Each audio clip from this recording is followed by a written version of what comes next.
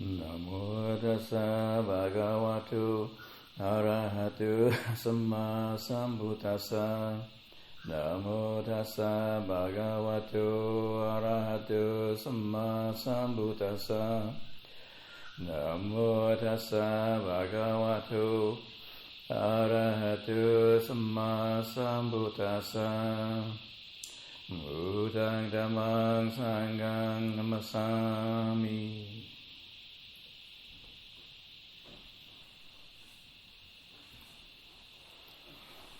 So I think sometimes it can be helpful to reflect upon the real meaning of spiritual practice. Now we're getting close to Christmas, and originally Christmas was a commemoration of the birth of Jesus. Somebody who was born into the world to give a spiritual message to humanity, but now it's been seems to be so co-opted into commercialism. We find more mention of Santa Claus than Jesus. More about Santa Claus and buying presents and going shopping, and it is about any kind of religious message. I guess in the churches, of course, which are now become sort of secondary sources of worship after the shopping mall. There still is mention of Jesus, but fortunately, in the Buddhist teachings, it hasn't been so co-opted into commercialism yet. The Buddhist celebration days, Vesak, birth of the Buddha, still is, trouble is I see it from a point of view of a monastery, not from a shopping mall, so I don't know what happens out there in a Buddhist country on Vesak Day. I guess there's, Vesak cards, I guess. I don't know. But because religion is, it's the place, it's the particular area of human endeavor where the ultimate questions can be answered. Sometimes it gets co-opted or subsumed into other kinds of things too.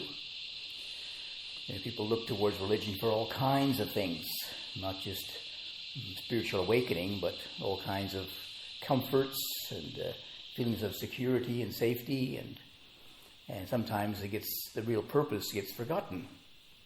The Buddha really focused on the importance of the quality of the mind. So all the Buddhist teachings are really focused on how to work with the mind in a skillful way. Even people seeking for blessings, say, for example, in Buddhism, the greatest blessing is the developed mind, the peaceful mind. All the other so-called blessings of, trying to have some special blessings or favors from other forces, they really come from the mind. It's a real point. So the Buddhist teachings, fortunately, are still available to us anyway in their really direct way. The Buddhist teaching is to realize the cessation of suffering, and many different ways that people try to do that. And one way is to reducing suffering is the whole purpose of civilization, isn't it? Getting more things, better food to eat, and better housing, and to reduce our suffering. But the real cessation of suffering, complete cessation of suffering, is only available through spiritual practice. It's not a matter of just going to work and getting some more money and buying your spiritual happiness, spiritual well-being, but you have to work at it. Fortunately, Buddha gives us the tools to use too. That's what the purpose of meditation practice is, to develop the mind, develop the particular qualities of mind which are available to us, which many of us haven't really paid much attention to, haven't really given much energy to, perhaps. Development of more peacefulness of mind, collectedness, more clarity of mind or mindfulness, attentiveness. And of course, Buddha also points out the other side of the picture too. I mean, don't forget why we're here. The whole point of suffering. We all are facing this unsatisfactoriness, existential unsatisfactoriness. Life is not complete. It's going to end one day. And the Buddha was quite direct in his approach, pointing out the facts of life. I mean, even though most of us don't want to recognize it, I mean, all through life is confronting us with these uncertainties and challenges, but how many of us really look at them or really can take them on board? It usually takes a real crisis for people before they kind of think of some alternative. Just drifting along on our usual patterns, our usual habits, and then life suddenly throws us for a loop. And then we say, oh, maybe I should try something different. Maybe I have to look for another solution to this, to my coping mechanisms, find some other way to do it. And then the Buddhist teachings are available to us now. I mean, I'm just reflecting that, in this day and age, probably we have no greater chance, no greater possibility in the whole history of humanity to access the Buddhist teachings. I mean, up until I think maybe 20 years ago, maybe 50 years ago, if I'm being generous, that the Pali Canon was actually translated into a local language. Fortunately, in English, it was translated 100 years ago into English. But before, it was only available in the Pali language, which was the language that the scriptures were maintained in or preserved in. So only scholars could read it, those who knew Pali, could actually read the word of the Buddha in what the Buddha was actually saying. They had to rely upon other teachers who would learn the Pali language and then interpreted it and then could explain it. But nowadays, everybody can read it, read the Buddhist teachings. Of course, the trouble is, do you understand it? Because some of these concepts, they're presented in the language or the culture of India 2,500 years ago, so sometimes it's hard for us to get our minds around them. What's the Buddha talking about in this? I mean, even try to translate some of these terms to English be quite challenging. The most important insights the Buddha pointed out to us were to investigate impermanence, unsatisfactoriness, no permanent self. Anicca, dukkha, anatta. But even a word like dukkha, to translate as unsatisfactoriness, has many different interpretations. Some people just translate it as suffering, which is a little bit short-sighted, I think, because the Buddha wasn't just talking about everyday suffering. He's talking about existential unsatisfactoriness. Okay, there is the suffering of being hungry and being tired and these things, but really pointing out the existential aspect of it, that we're going to pass away one day. Things are always changing all the time. You can't rely upon them. And of course, anatta, no permanent self. I mean, read my book about it, Great big thick book like this, trying to explain it. And I don't know if I was successful or not. Nobody's come to me and said, "Oh, Ajahn, I read your book, I'm enlightened now." In fact, only a few people said, "I've finished it." And many started, but how many have finished it? Even finished reading it. Not to mention finish the experience of it. But it is a constant theme that the Buddha reminds us of these particular themes, and even though they are a challenge, and that these are the characteristics, fundamental characteristics of life: impermanence, unsatisfactoriness, no permanent self. They're ultimate truths. And even just to have them so reminded of it, of these truths, we can easily forget them. Who wants to even see them? Things are impermanent. Things are impermanent, but not my bank account. Not my house. It should stay the same. I don't want it to break down, get old. But if you look closely, in the background, there is the ultimate truth lurking there all the time. Things are constantly changing. The world is winding down. The second law of thermodynamics, right? Entropy. But we don't want to see these, or it's just inconvenient. So, but fortunate to have the Buddhist teaching available to us to remind us these are the ultimate truths you should be paying attention to. And even though many times they come across as kind of high-minded teachings, the Buddha is telling us these ultimate truths, but the real point is to try to bring them into our life. That's what the benefit, let's say, the real blessing, if you like, of Ajahn Chah's teachings. We try to point these things out to us in the everyday context. I remember many times, trying to explain to Ajahn Chah about something where people would be talking to him, and he would just say out of the blue, uncertain, uncertain, and stop you in your tracks, right. He always talking about my plans for the future. I'm going to do this, I'm going to do that. He says, uncertain. Right, thank you. Remind me that if things are uncertain, because I keep thinking that they're going to work out the way that I plan, you see, and the way that I want. And it comes along, uncertain. And the point was to wake us up to the reality of the truth. All right, yes, okay. Not saying that it's not going to happen, but just saying to factor in that it can change. And when you factor that into your life, then you find that your life will be a lot less suffering.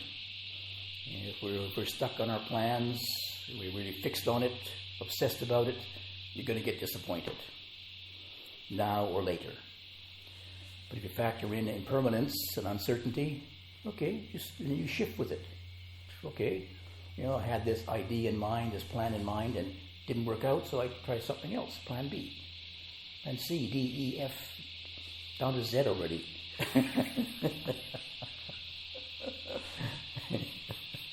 And I'm still okay. I'm still keeping cool. I'm on plan Z. What's next? I got to go AA now, something or other. Get on to the triple A's maybe. Or A2. Plan B2. But the point is, if you can reflect upon that in your everyday life, you realize there is, and maybe not the end of suffering ultimately, but a reduction in suffering anyway to a certain degree, because we're reflecting upon these ultimate truths. And much as we ignore the ultimate truths, you can't deny them, and we have to factor our life around them. You see, unsatisfactoriness. Yeah, you have to factor that in. Like so many people are trying so hard to avoid suffering, for example. But it's inevitable. But if you can factor that in, then no big surprise. Not surprised. I remember when I visited my family in Canada one time, and how did it work? Let's see. My brother's getting married, but I had to go back to Thailand for the rains retreat, you see, so I couldn't be there. So my mother said to me, that's very unfortunate. She said, but you do lots of marriages anyway, don't you? You're a monk, you do marriages. I said, no, we don't do marriages. What do you do? I said, we just do funerals.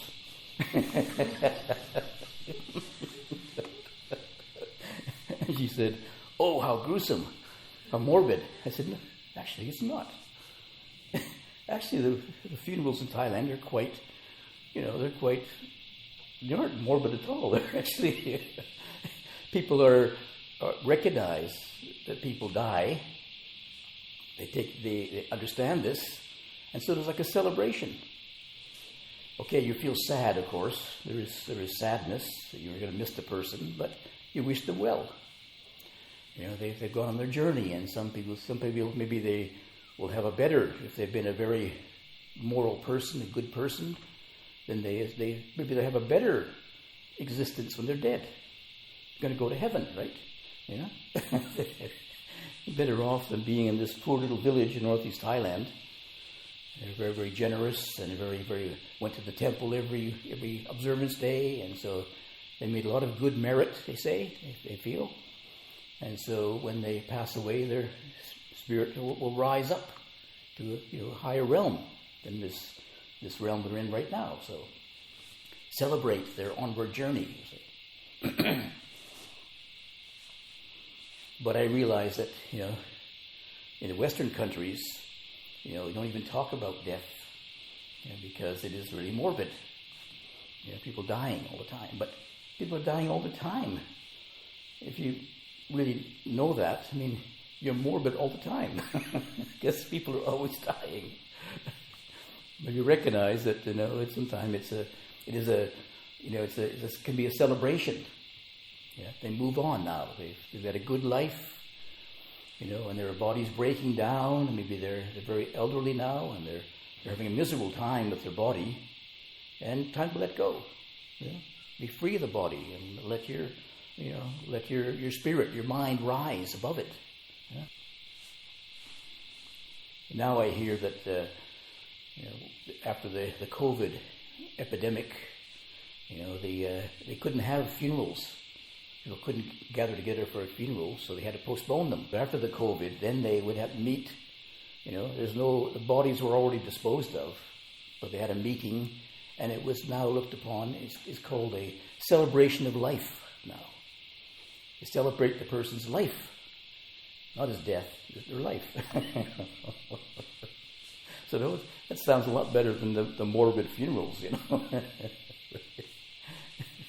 The body's gone anyway, but now you can celebrate. They had a very, they can celebrate their positive aspects of their life they've lived in their time on this planet.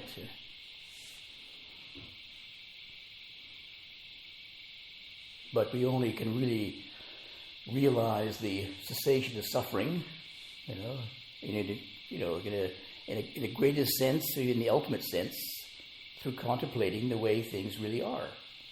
Impermanent, unsatisfactory, no permanent self. Everything else is just it reduces suffering, certainly. We can reduce our suffering by managing our life skillfully, by working hard and doing these certain things which provide for certain, especially physical comforts. Certainly reduces the suffering, but even the richest person in the world is still going to die. Yeah, and they can't take it with them. But many of these ultimate truths, of course, because they are, so ultimate, and so we can say, realistic, if you like. Many of us just don't want to pay attention to them. I didn't want to pay attention to impermanence. So when I had a chance to at university to choose my subject, I chose geology. Rocks. Rocks were the most solid thing. I want to have something really solid to put my life on. Rocks, yes. Didn't want to study insects because they die. They have a very short life, you see. But rocks live for a long time.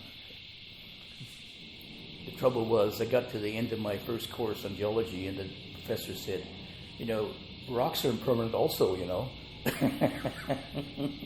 said, just takes longer, that's all. You got to think in terms of geological time, hundreds of millions of years, you see. For insects, it's just a few days, maybe, Just better shifting your time scale, you see. But rocks are impermanent also. There's nothing to hold on to. Nothing to hold on to except impermanence. Impermanence is the only permanent thing.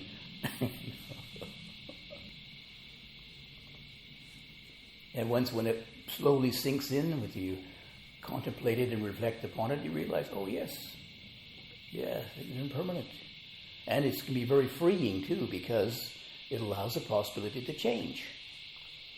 For example, if yourself was really permanent, you couldn't change.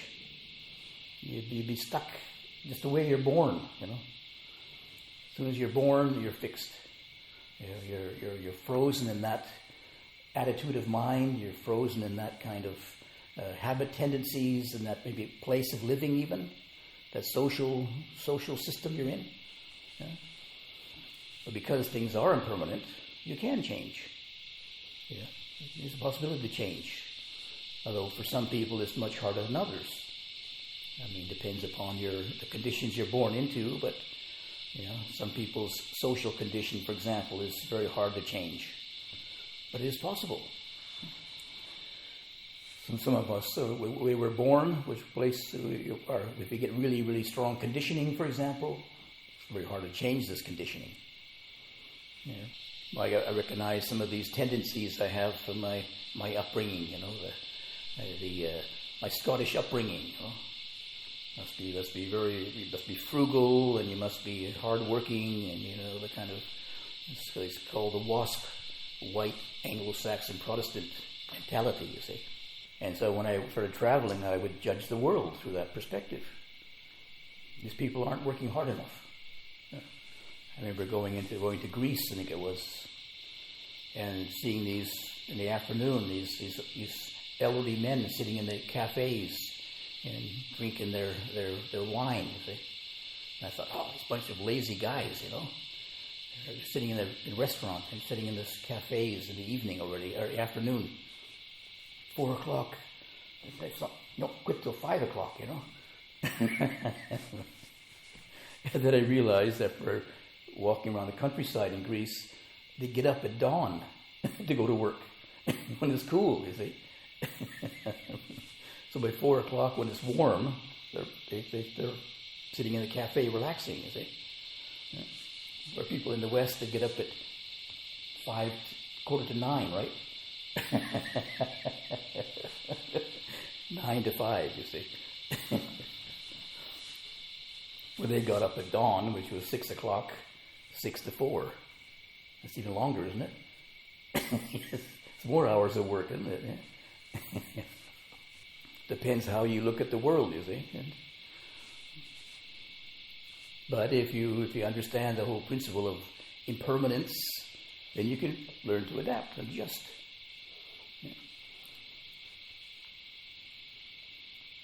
And this can help to reduce our suffering in ordinary life, but also, if you reflect upon it, you can, at a deeper level through meditation practice, it becomes you become much more insightful of how this functions in our life. Our changing thoughts, our changing emotions, changing physical condition. You really reflect upon those changing conditions within the body-mind. Where is the permanent self then? Where is this permanent self that I keep just assuming is there? The same person again and again. Okay, there's similar habits. Even, for all these years, I can see similar habit patterns going through my mind. But I realize, those are old patterns. I don't have to reinforce them. I don't have to hang on to them. I don't have to identify with them. It's just like your physical appearance. It's changing. When I look in the mirror, and I go, it's who's this? Doesn't look like that young child anymore. Taken me 7 years to realize that.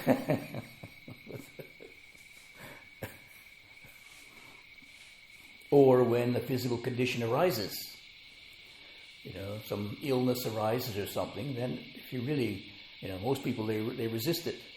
No, not me. I'm not sick. But if you contemplated impermanence within this deeper level in your body and mind, yes, sickness is in a way, it's more natural than health. Yeah? Sickness is always there in some form or other. If you observe the nature of your body, I mean, how often is your body really feeling totally comfortable for very long? Huh? Just sitting down quietly. How long can you sit there comfortably, sitting there relaxing, not even straining yourself? How long can you sit there before it starts to get uncomfortable? Huh? Are you getting uncomfortable yet? Only about 20 minutes. But of course, the Buddha was pointing at, these reflections, these contemplations that to be developed along with development in meditation practices too. Developing more collectedness, more calmness of mind, gives us the possibility to see deeper levels of the mind. Most of us, our mind is so busy that we're only on the superficial level of the mind, constantly interpreting, thinking, analyzing, verbalizing.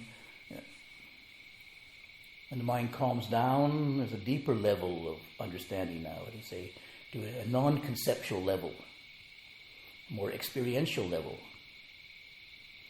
You begin to see closer the way things really are, just to see how it is. Not need to interpret it, to remind yourself, oh yes, impermanent. You can see it. If you flow with impermanence, it becomes part of your direct experience then. And developing more these exercises in attentiveness or mindfulness, bring attention back to the body again, back to the states of mind. Because our eyes are looking outside, much easier to look outside and see things, and to turn the attention inside, in this body, in this mind.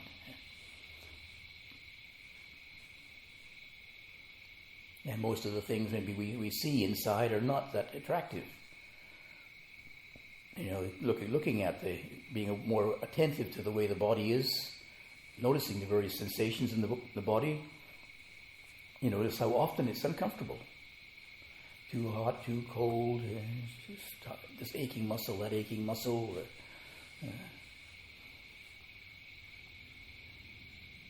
Or states of mind. You're trying to observe the states of mind. Constantly changing. Oh, I want to think a clever thought. And there's a stupid thought arises. It's reminding you just the way things really are. Even though we ourselves think about ourselves as in a certain way. Oh yes, I'm intelligent. I only think clever thoughts, or I think wise thoughts. I'm a meditating Buddhist. I only think wise thoughts, and then you're thinking about when the next meal is. A long way yet. I shouldn't think those thoughts. I should be a high-minded Buddhist. But just trying to observe the way things really are, and you get used to, you get to know yourself, as it were, this relative self, rather than hiding from it, trying to escape from it. If you look at, for example, the patterns of your mind, how many of our thoughts are about trying to escape from ourself, really?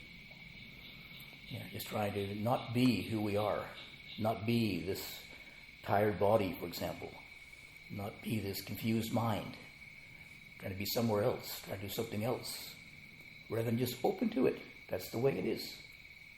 That's a condition of a human condition, having this imperfect body, having this wandering mind, these confused thoughts. That's the way it is. And then when you recognize and you can just be at peace with that, it's all right. Being at peace with a confused mind, very peaceful. If we try to fight the confused mind with more confusion, twice as confusing. What to do with confusion? I don't know. Just be aware of it, observe it. Nature of the mind is like this. And you begin to see what's, maybe the patterns behind it. What's the causes behind it? You're confused because you're trying to look for a fixed answer or a set answer. When there's no fixed answer to many things, no absolute answer to things, constantly changing. So to be able to be with uncertainty, to have an open mind to uncertainty, unclarity, there for a while, and if you can be more clear about lack of clarity, it's not so unclear anymore. Just be more. If you're more aware of confusion, you're less confused. If you're aware of confusion, if you're trying to sort it out, trying to figure it out, trying to kind of get rid of it, you're more confused. But if you're aware of confusion, it's okay. That's the way it is. It becomes more clear. Become more wise about confusion then.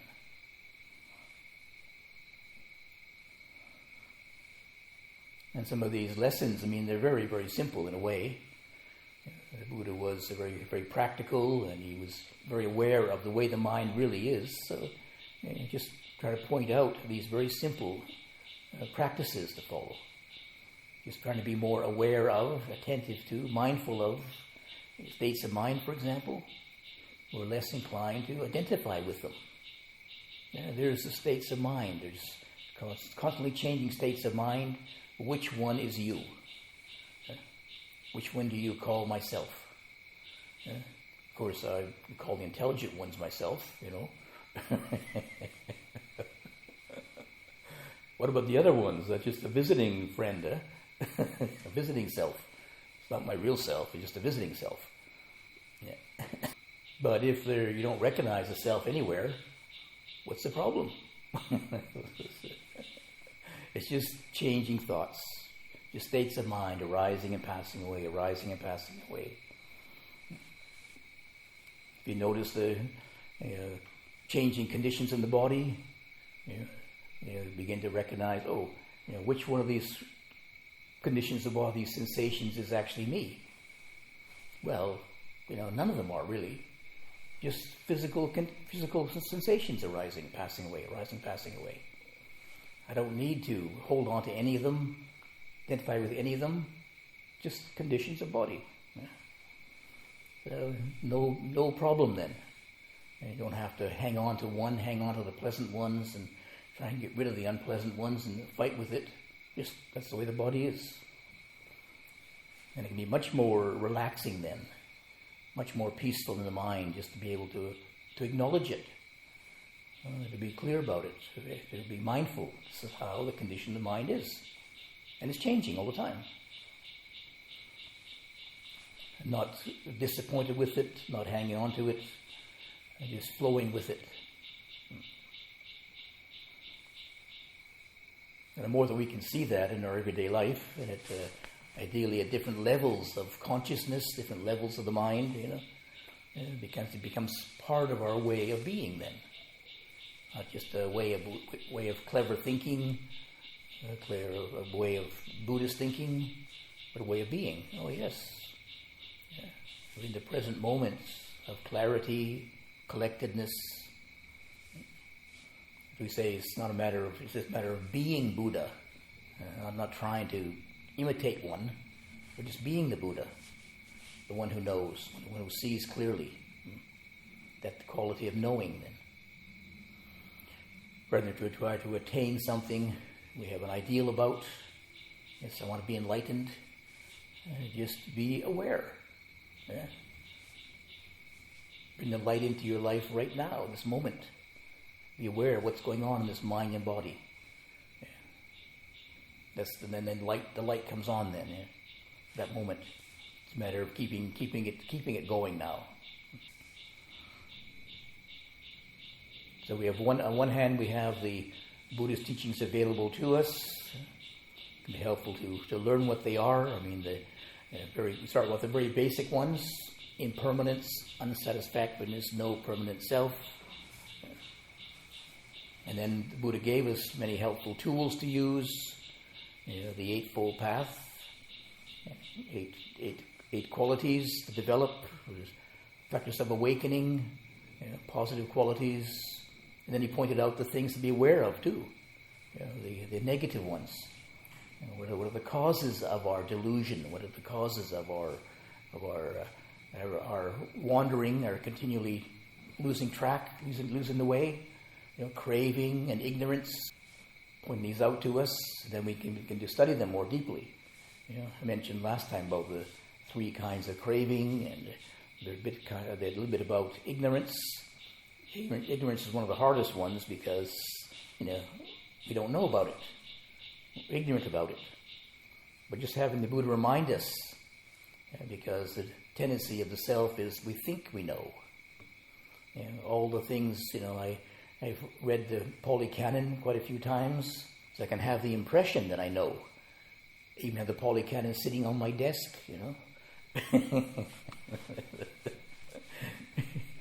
Nobody comes there that I have to impress, but I impress myself sometimes, But how much do I actually know? You can read it over and over again, and each time I read it, I have a different understanding of it. Until it comes to, especially the ability to contemplate or reflect. It's something very, very simple, reflecting upon ignorance. This was my theme last week. I had a dull week last week, so reflected upon ignorance. Didn't get very far, but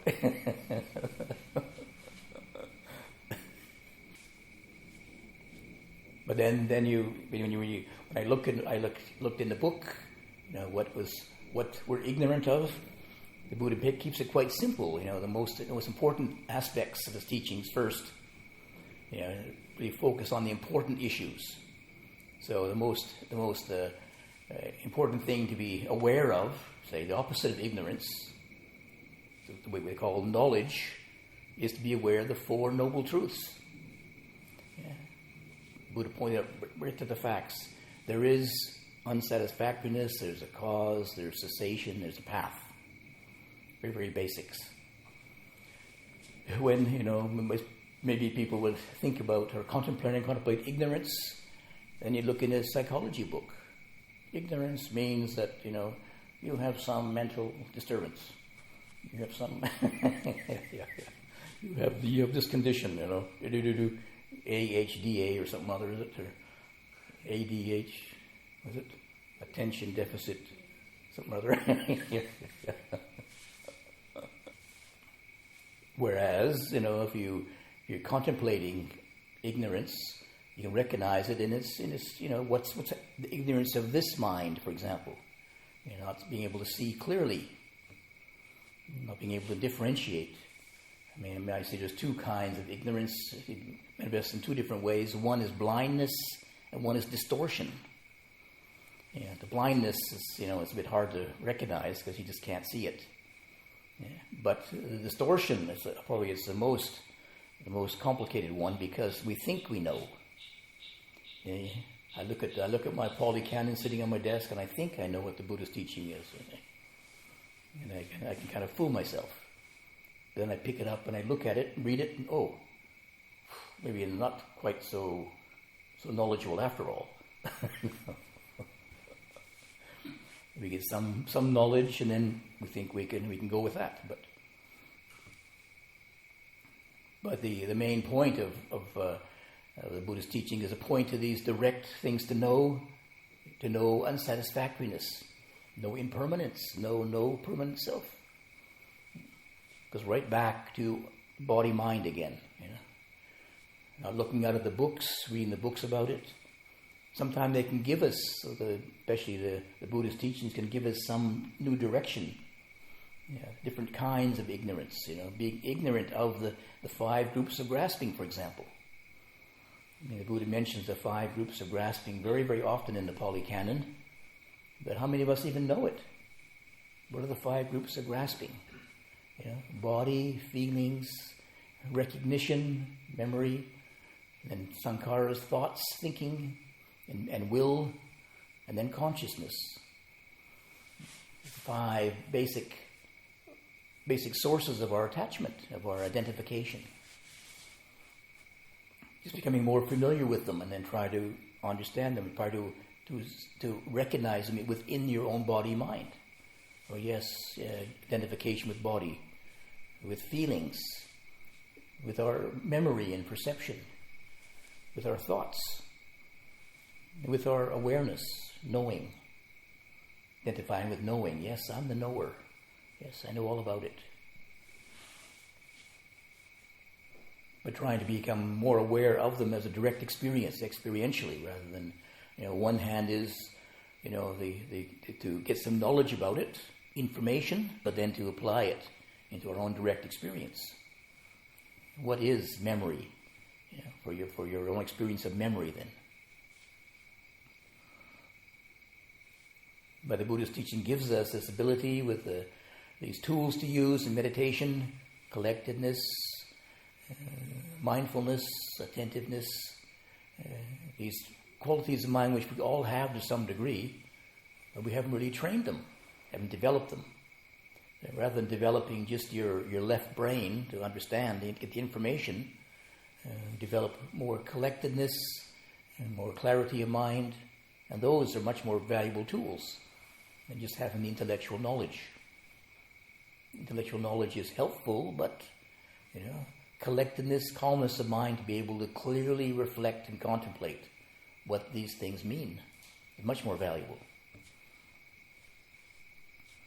So I realize the value of these qualities of mind, which we all have with us. We all have a certain degree. They're human qualities, but the Buddha gives us the reminder that these could be spiritual qualities, spiritual powers. And it takes some effort, just like trying to get some physical exercise. You're trying to get your health back again. It takes some effort to put into it, but you find the benefits much more useful then. So our society points towards, certain useful things like intellectual knowledge, but they miss other ones. Just being aware, just being mindful of what's actually going on, rather than thinking of some high ideal to fulfill. Just see what your mind is really like. Get to know your mind as it really is, rather than just have some ideal of how I should be, how I think society thinks that I should be.